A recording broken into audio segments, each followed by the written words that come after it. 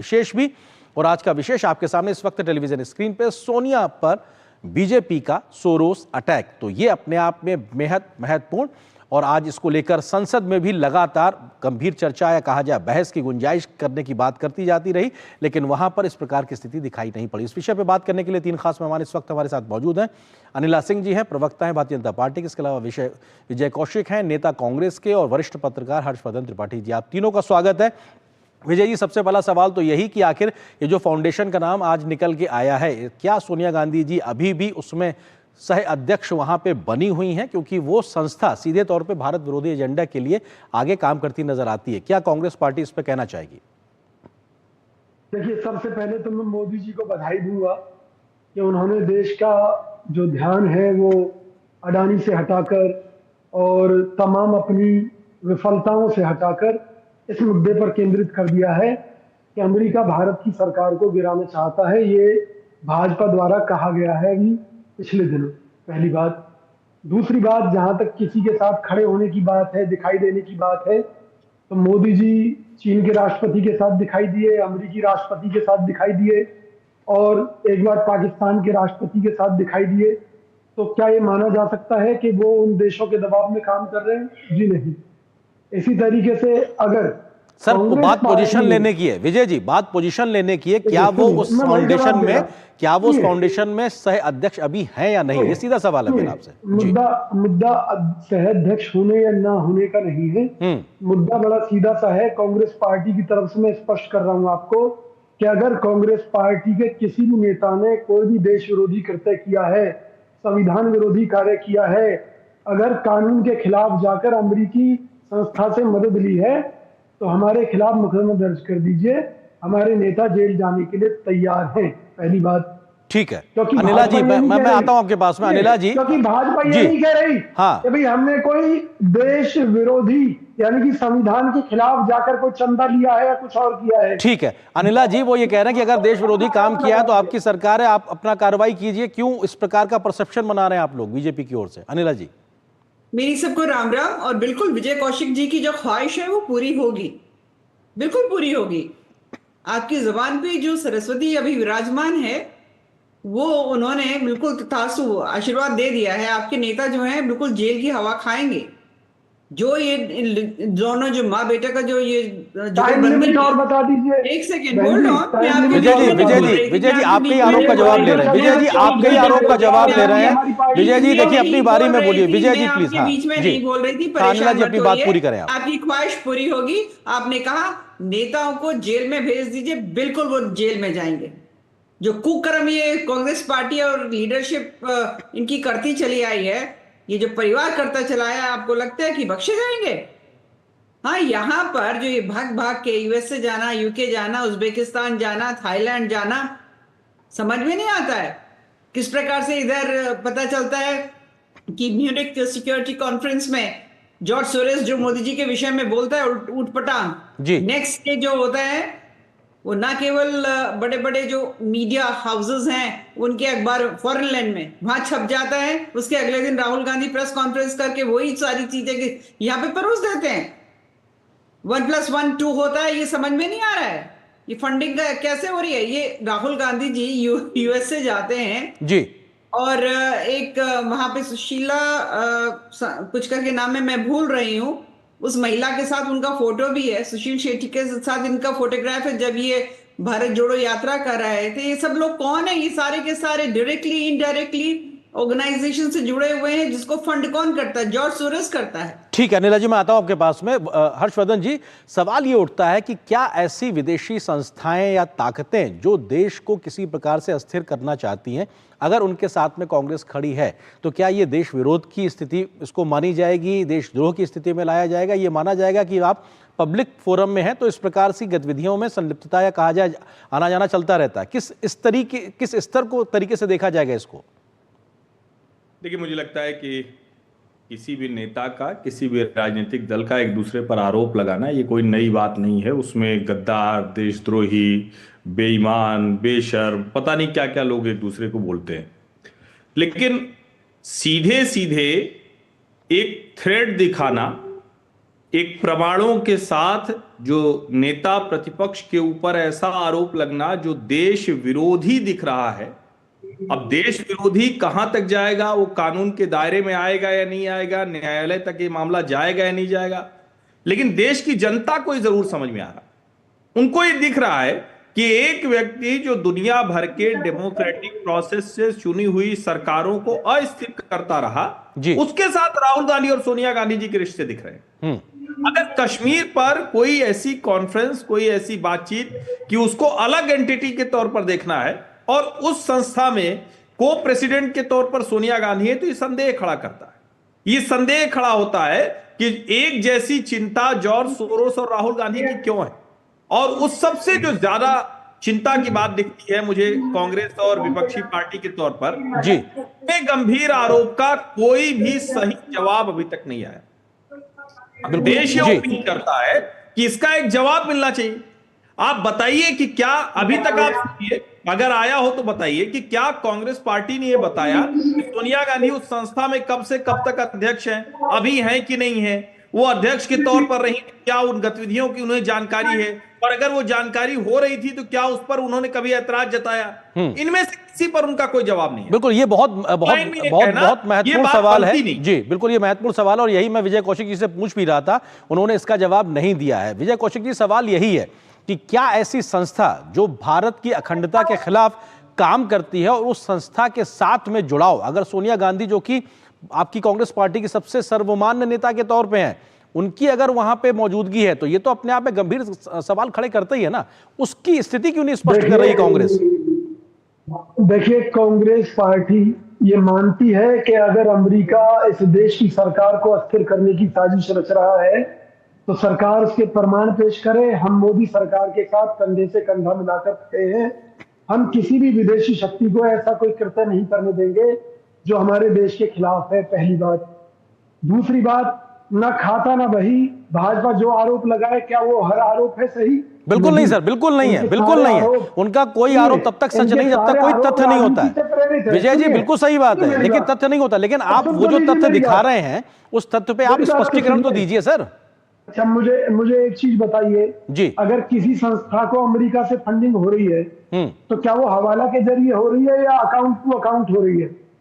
अगर किसी संस्था ने जिस व्यक्ति का क्रेडेंशियल अपने आप में सवालों के घेरे में हो, जॉर्ज सोरोस का सर, विजय जी, जिस आदमी का क्रेडेंशियल सवालों के घेरों में हो उसके साथ अगर आपकी आर्थिक संलिप्तता नजर आती है तो फिर तो सवाल होगा ना सर। सुन तो लीजिए, कोई भी संस्था अगर भारत विरोधी कार्य में संलिप्त है, चाहे वो किसी भी देश की है, सरकार उनको ब्लैकलिस्ट करती है।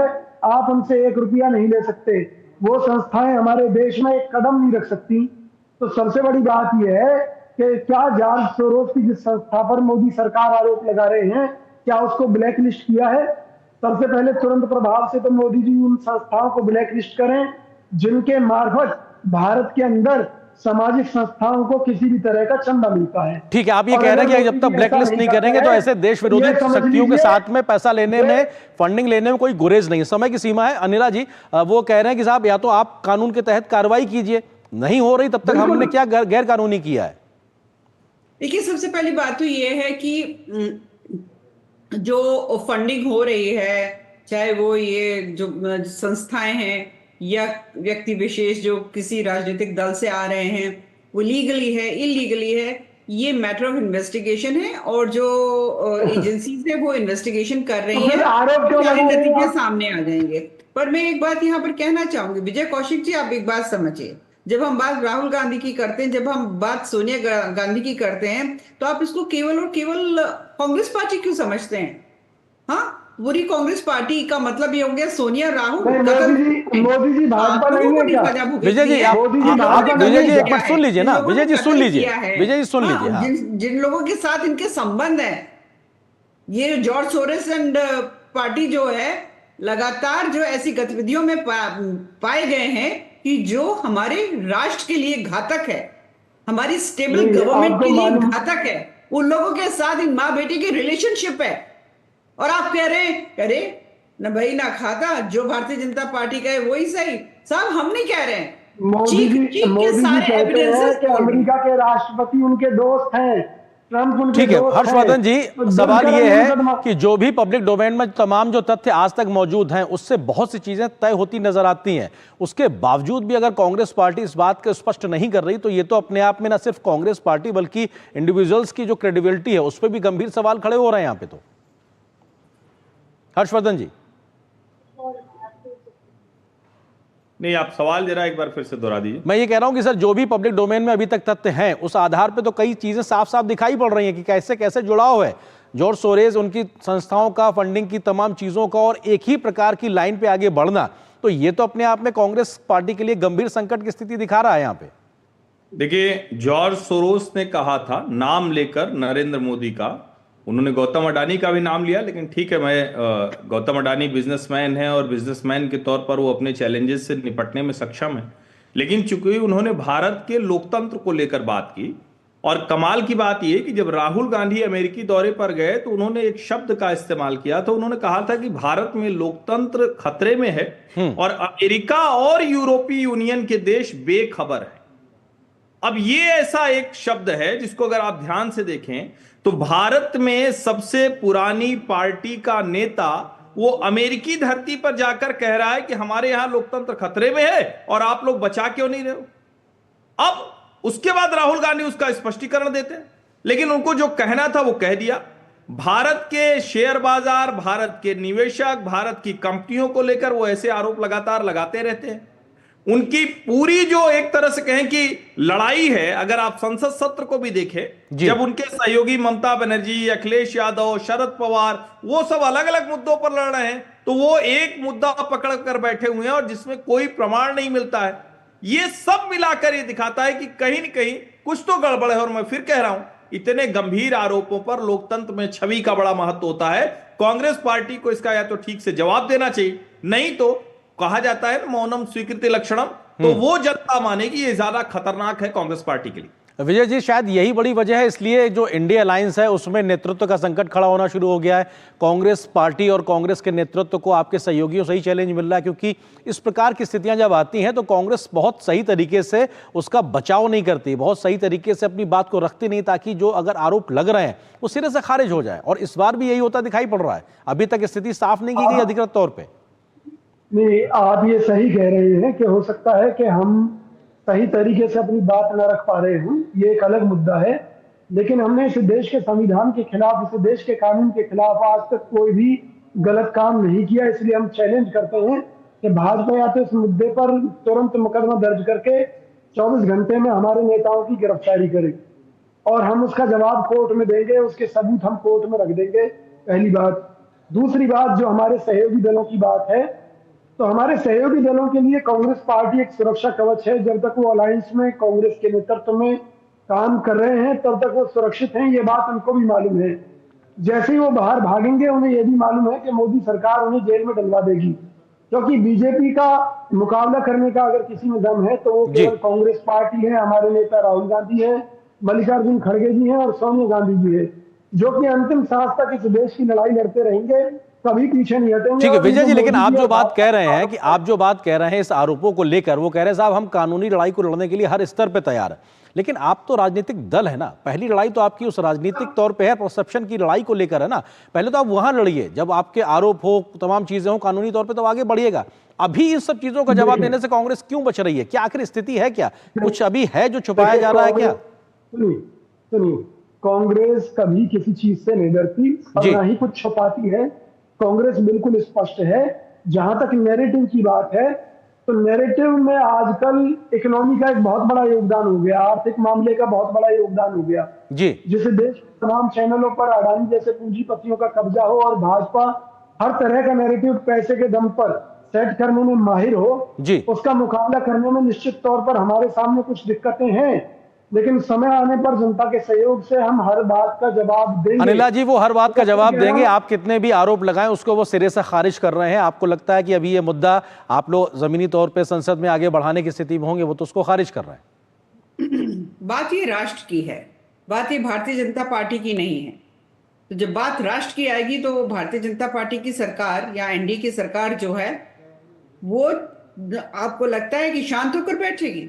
क्योंकि हमारे लिए तो राष्ट्र सर्वोपरि है, हमें तो ये सिखाया जाता है। जी। अभी विजय जी ने मान ही लिया है कि कांग्रेस के पास अलग अलग प्रकार की दिक्कतें हैं, तो इनके अनुसार फाइनेंसेस की भी दिक्कत है, तो फाइनेंसेस के लिए ऐसे व्यक्ति का सहारा ले लेंगे जो निरंतर ये प्रयास कर रहा हो कि इस देश की सरकार गिर जाए।